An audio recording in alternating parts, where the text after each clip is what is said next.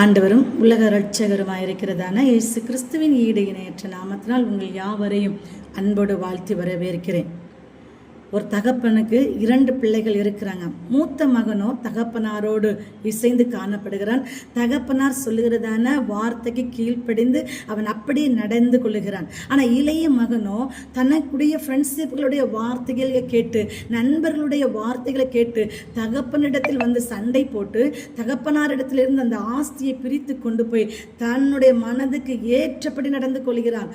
தான் இஷ்டப்படி அதை செய்கிறான், செலவு பண்ணுகிறான். செலவு பண்ணி உடனே எல்லா நண்பர்களும் அவனை விட்டு கடந்து போய் விட்டாங்க. இவன் தனித்தவனாக நிற்கிறான். இப்ப சாப்பிடுவதற்கு என்ன செய்வது என்று சொல்லி தெரியாத ஒரு சூழ்நிலையில் தவிடை சாப்பிடும்படியாக கடந்து போகிறான்.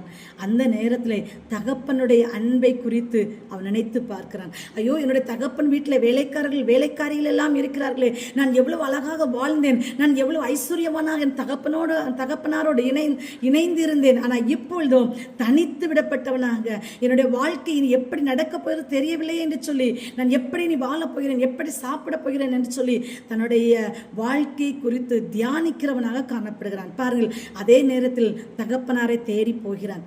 தன்னுடைய மகன் தூர இடத்துல வருகிறதை பார்த்த உடனேயே தகப்பனார் ஓடி போய் தன்னுடைய மகனை கட்டி அணைத்து விருந்துகளை ஏற்பாடு பண்ணுகிறார்.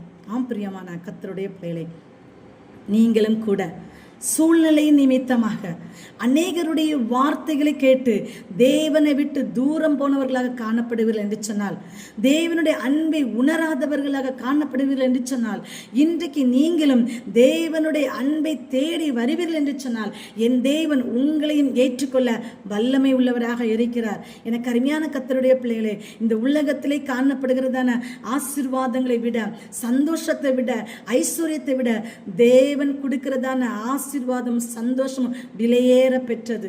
அவர் உங்களை ஏற்றுக்கொள்ள வல்லமை உள்ளவராக இருக்கிறார். தேவன் தருகிறதன ஆசீர்வாதத்திலே ஐஸ்வர்யத்தையும் பாருங்கள், வேதனை கூட்டார் என்று சொல்லி பார்க்கிறோம். அவர் தருகிறதன ஆசீர்வாதங்கள் தான் நித்தியமானவைகள். ஆகவே தேவனுடைய அன்பை உணர்ந்தவர்களாக, தேவனை தேடி வருகிறவர்களாக காணப்படுங்கள். நீங்கள் எப்பேற்பட்ட சூழ்நிலையில் இருந்தாலும் பரவாயில்லை, என்ன நிலைமையில இருந்தாலும் பரவாயில்லை, அந்த நிலைமையை விட்டு எழும்பி உங்களுடைய வாழ்க்கையை தேவனுடைய சமூகத்தில் ஒப்பு கொடுக்கும் பொழுது நிச்சயமாகவே என் தேவன் உங்களை ஆசீர்வதிப்பார். God bless you.